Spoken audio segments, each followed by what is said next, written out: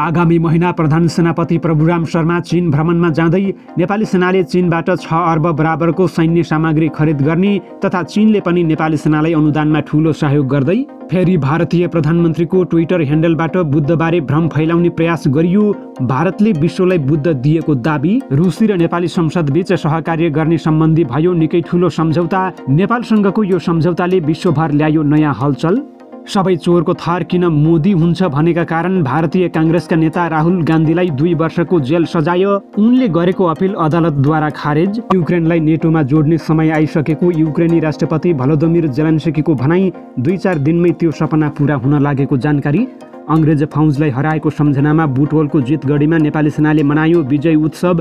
भारतलाई दियो यस्तो सन्देश। युक्रेनका लागि हतियार नपठाउन दक्षिण कोरियालाई रुसको कडा चेतावनी। दक्षिण कोरियाले यो कदम नरोके आफूले पनि उत्तर कोरियालाई हतियार पठाउने ठोकुवा।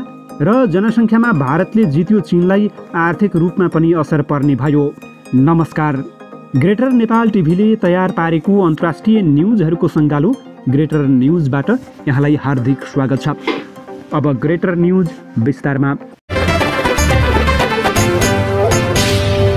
प्रधान सेनापति प्रभुराम शर्मा उत्तरी छिमेकी मुलुक चीन भ्रमणमा जाने भएका छन्। शर्माको चीन भ्रमणको तयारीमा दुवै देशका सैनिक अधिकारीहरू समेत जुटिसकेका छन्। स्रोतका अनुसार प्रधान सेनापति शर्मा आगामी जेठ दोस्रो साता अर्थात् मे अन्तिममा चीन भ्रमणमा जाने तयारी भइरहेको छ। स्रोतका अनुसार प्रधान सेनापतिको चीन भ्रमणका एजेन्डा बारेमा सैनिक मुख्यालयमा छलफल भइरहेको छ। प्रधान सेनापति शर्माको चीन भ्रमणमा द्विपक्षीय हितका विषयमा छलफल हुनेछ। स्रोतका अनुसार केही समझदारी गर्ने सम्भावना समेत रहेको छ। नेपाली सेनाले चीनबाट करिब 6 अर्ब बराबरको सवारी साधन खरिद गर्ने निर्णय गरिसकेको छ। प्रधान सेनापतिको भ्रमणमा चीनले थप सैनिक सहयोग घोषणा गर्ने अपेक्षा गरिएको छ। नेपालका तत्कालीन प्रधानमन्त्री शेरबहादुर देउबा सहितको लुम्बिनीको तस्बिर राखेर भारतीय प्रधानमन्त्री नरेन्द्र मोदीको आधिकारिक ट्विटर ह्यान्डलबारे भारतले भ्रम फैलाउने प्रयास गरेको छ। भारतीय प्रधानमन्त्री नरेन्द्र मोदीको आधिकारिक ट्विटर ह्यान्डलमा मायादेवी मन्दिरमा नेपालका तत्कालीन प्रधानमन्त्री शेरबहादुर देउबा सहित भारतीय प्रधानमन्त्री नरेन्द्र मोदीले दर्शन गर्दै गरेको तस्बिर राखेर दुनियाँलाई भारतले बुद्ध दिएको लेखेका छन्। सो तस्बिर लुम्बिनीमा भएको विश्व बौद्ध सम्मेलनमा सहभागी हुन आएको बेलाको हो। तस्बिरमा सन् 2023 अप्रिल 20 को विश्व बौद्ध सम्मेलनको क्रमको तस्बिर भनेर उल्लेख गरे पनि कहाँको तस्बिर भन्ने उल्लेख नगरी भ्रम फैलाउने प्रयास गरिएको देखिएको छ। शाक्य मुनि बुद्ध जन्म स्मारक शिला लेखिएको प्रष्ट देखिने तस्बिरमा नेपालका तत्कालीन पर्यटन मन्त्री प्रेम आले समेत देखिन्छन्। तस्बिरमा लेखिएको छ, जहाँ बुद्धको करुणा छ त्यहाँ सङ्घर्ष होइन समन्वय हुन्छ, अशान्ति होइन शान्ति हुन्छ। तस्बिर पोस्ट गर्दै क्याप्सनमा भारतले दुनियाँलाई युद्ध होइन बुद्ध दियो भनेर लेखिएको छ।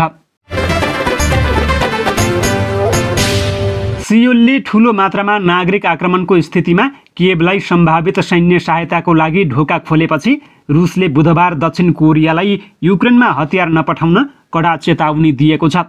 वासिङ्टनको सहयोगी सियोलले युक्रेनलाई गैरघातक र मानवीय सहायता प्रदान गरेको छ, तर अहिलेसम्म सैन्य हतियार दिन अस्वीकार गरेको छ।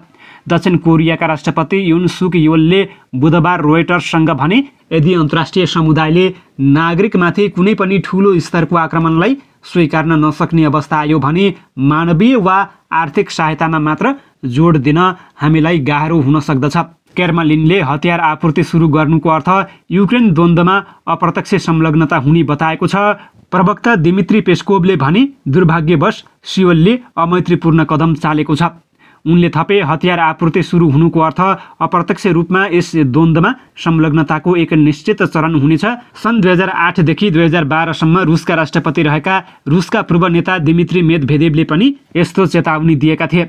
मेदभेदेवले मस्कोले उत्तर कोरियालाई हतियार पठाउन सक्ने बताएका थिए। उनले भने, मलाई आश्चर्य लागेको छ, यो देशका बासिन्दाले आफ्ना निकटतम छिमेकीहरू अर्थात् उत्तर कोरियाका हाम्रा साझेदारहरूसँग रुसको पछिल्लो हतियार देखेपछि के भन्नेछन्। भारतको एक अदालतले कांग्रेस नेता राहुल गान्धीको पुनरावेदन खारेज गरिदिएको छ। बिहिबार सुरतको शोषण कोर्टले मानहानि मुद्दामा गान्धीको पुनरावेदन खारेज गरेको हो। अदालतबाट दोषी ठहर भएका राहुलले उक्त फैसला विरुद्ध सेसन कोर्टमा गत अप्रिल 3 मा पुनरावेदन दिएका थिए। अप्रिल 13 यस मुद्दाको सुनवाई भए पनि फैसला सुरक्षित राखिएको थियो। अदालतले बिहीबार आफ्नो फैसला सुनाएको हो। पुनरावेदनमा गान्धीले आफूलाई अधिकतम सजाय दिन आवश्यक नभएको बताएका थिए। गान्धीले सुरतकै शोषण कोर्टमा फैसला विरुद्ध अपिल गरेका हुन्। फैसला नआएसम्म अदालतले उनलाई धरौटीमा रहने छुट दिएको छ। सुरतको तल्लो अदालतका मुख्य न्यायिक मजिस्ट्रेटले 23 मार्चमा एक मानहानि मुद्दामा गान्धीलाई 2 वर्षको जेल सजाय सुनाएको थियो। अदालतको उक्त आदेश लगत्तै राहुलको सांसद पद गुमेको थियो। भारतमा 2 वर्षभन्दा बढी कैद सजाय पाएका सांसदको सदस्यता पद खारेज हुने कानुन रहेको छ। सन् 2019 को चुनावी सभामा सबै चोरको थर मोदी नै किन हुन्छ भन्दै दिएको भाषणका कारण उनीमाथि मानहानिको मुद्दा हालिएको हो। नेपाली सेनाले अङ्ग्रेज फौजलाई पराजित गरी देशको रक्षा गरेको स्मरण गर्दै बिहीबार बुटवलको जितगढीमा विजय उत्सव मनाइएको छ। विक्रम सम्वत 1872 वैशाख 7 गते पाल्पाका तत्कालीन कर्णेल उजिर सिंह थापाको नेतृत्वमा रहेको नेपाली सेनाले वीरता र निडरताका साथ लडेर विजयको झण्डा फहराएको थियो। इतिहासविद निर्मल श्रेष्ठका अनुसार युद्ध मार्फत आफ्नो साम्राज्य विस्तार गर्दै हिँडेको इस्ट इन्डिया कम्पनीसँग विक्रम सम्वत 1871 देखि 72 सम्म भएको युद्धमा वीर नेपाली सेनाले यही क्षेत्रबाट विजय हासिल गरी अङ्ग्रेज फौजलाई फिर्ता पठाएको इतिहास रहेको छ। सोही इतिहासको सम्झना गर्दै बुटवल उपमहानगरपालिकाले हरेक वर्ष नेपाली वीरताको चिनो बुटवलको जितगढी किल्लामा कार्यक्रम गरी विजय उत्सव मनाउँदै आएको छ। यो वीर गाथाले भरिएको क्षेत्र हो। सबैको सहयोग सहकार्यमा जितगढीको विकास सम्भव भएको हो। यसको अझै विकास गरेर पर्यटनसँग जोड्नुपर्छ। विजय उत्सव समारोहमा प्रदेशसभा सदस्य तथा पूर्व मन्त्री भोज प्रसाद श्रेष्ठले भने। सन् 1871 देखि 1872 सम्म नेपाल अङ्ग्रेजका बीचमा युद्ध भयो। अमरसिंह थापा, बलभद्र कुँवर, भक्ति थापा नेतृत्वको नेपाली फौजले विभिन्न स्थानमा युद्ध लडे पनि जित हात पार्न सकेको थिएन। तर वैशाख 7 गते भएको अन्तिम युद्धमा नेपाली सेना विजयी भएको थियो। सोही खुसियालीमा आज जितगढी किल्लामै विजय उत्सव मनाइएको बुटवल उपमहानगरपालिकाका प्रमुख खेलराज पाण्डेले बताएका छन्। बुटवलको भूमिबाट युद्ध नजितिएको भए आज हामी स्वाभिमानी हुने थिएनौँ, तर युद्ध जित्यौँ, त्यसैले गर्व गर्न पाएका छौँ, उनले भने। जितगढी किल्लामा अङ्ग्रेज फौजसँगको युद्धमा नेतृत्व गर्ने कर्णेल उजिर सिंह थापा र शहादत प्राप्त गर्ने 13 जना वीर नेपाली सैनिकको शालिग निर्माण गरिएको छ। सो क्षेत्रमा अहिले 9 फिट उचाइको पूर्ण कदको तामाको शालिग निर्माण गरिनुका साथै 55 फिटको टावरमा राष्ट्रिय झण्डा फहराइएको छ। युक्रेनका राष्ट्रपति भलोदोमिर जेलेन्स्कीले आफ्नो मुलुक पश्चिमी सैन्य गठबन्धन नेटोमा जोडिने समय आएको बताएका छन्। नेटोका महासचिव जेन्स स्टोल्टेनबर्गले बिहीबार कियेभको भ्रमण गर्दा जेलेन्स्कीले यो बयान दिएका हुन्। 2 जनाको संयुक्त पत्रकार सम्मेलनमा जेलेन्स्कीले लिथुनियाको राजधानी भिल्नियसमा आगामी जुलाईमा हुने बैठक ऐतिहासिक बन्न सक्ने बताएका छन्। आफूलाई त्यसमा सहभागी हुन भनिएको पनि उनले जानकारी दिएका छन्। भारतले सन् 2023 मा विश्वको सबैभन्दा बढी जनसङ्ख्या भएको देशको रूपमा चीनलाई उछानेको छ।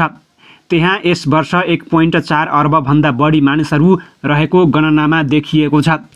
संयुक्त राष्ट्रसङ्घको बुधबार प्रकाशित प्रतिवेदनले यो वर्षको मध्यसम्ममा भारतमा चीनमा भन्दा 3 करोड बढी जनसङ्ख्या हुने बताइएको हो। यो वर्षको फेब्रुअरी अन्त्यसम्मको तथ्याङ्क विश्लेषण गरिएको सो प्रतिवेदनले भारतलाई केही चेतावनी समेत दिएको छ। भारतमा उच्च प्रजनन क्षमताले आर्थिक वृद्धिलाई चुनौती दिने चेतावनी समेत दिएको छ। यस वर्ष नोभेम्बर 15 सम्ममा 8 अर्ब पुग्ने अनुमान गरिएको विश्वको जनसङ्ख्या 2030 सम्ममा 8.5 अर्ब र 2100 मा 10 अर्ब 40 करोड पुग्ने अनुमान गरिएको छ। विश्व जनसङ्ख्या दिवसको अवसरमा जारी गरिएको प्रतिवेदनमा मृत्युदर घट्दै गएको उल्लेख रहेको छ।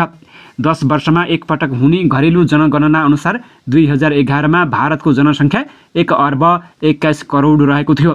सरकारले कोभिड-19 को महामारीका कारण 2021 को जनगणना स्थगित गरेको थियो। सन् 2050 यता विश्वको जनसङ्ख्या सबैभन्दा सुस्त गतिमा बढिरहेको थियो। यो सन् 2020मा 1% भन्दा तल झरेको संयुक्त राष्ट्रसङ्घको अध्ययनले देखाएको छ। सन् 2021मा विश्वको जनसङ्ख्याको औसत प्रजनन क्षमता एक जीवनकालमा प्रति महिला 2.3 जन्मेको थियो, जुन सन् 1950मा करिब 5 जन्मको तुलनामा घटेको थियो।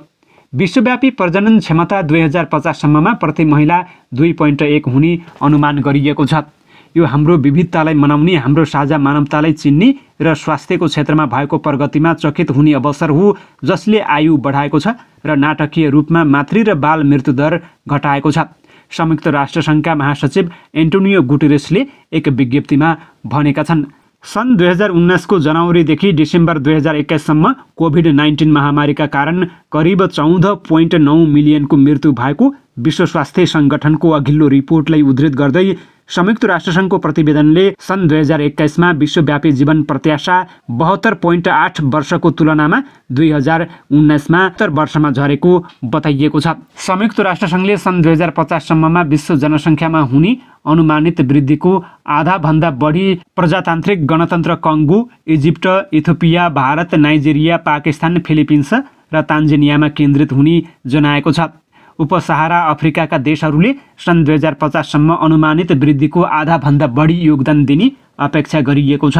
यद्यपि प्रजनन क्षमतामा आएको कमीका कारण सन् 2022 र सन् 2050 को बीचमा 61 देशको जनसङ्ख्या 1% वा सोभन्दा बढीले घट्ने अनुमान गरिएको छ।